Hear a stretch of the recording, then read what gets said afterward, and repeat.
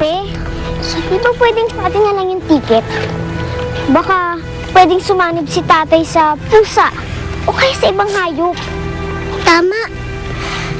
Sayang din naman yung 150 million, no? Kahit magkano pa yung halaga nun, hindi rin matutumbasan si tatay.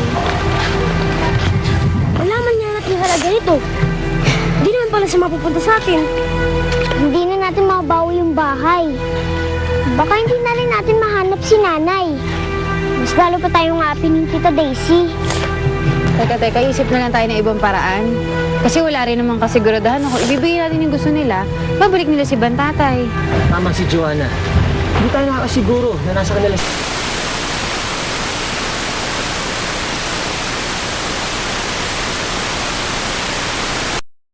Nakita na kaya ni Jaya at Sweet yung mga anak ko.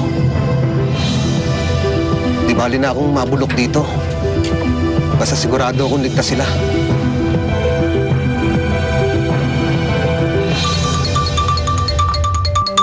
Bago kami sumunod sa gusto nyo, gusto namin makasigurado. Gusto namin kung nandiyan ba si Bantay. Gusto namin siya marinig. Mga anak, kunin niyo yung pera at lumayo na kayo.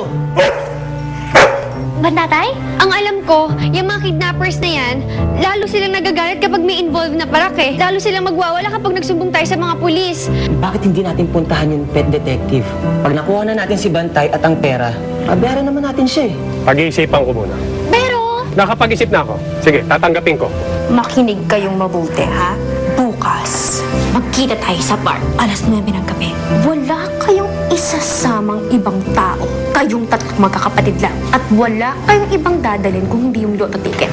Kailangan maging successful itong pagliligtas natin kay Bantatay. Tsaka kailangan hindi magtagumpay si Tita Daisy sa pagkuha sa lotto ticket natin. Ready na ba kayo? Opo! Opo! Bantatay!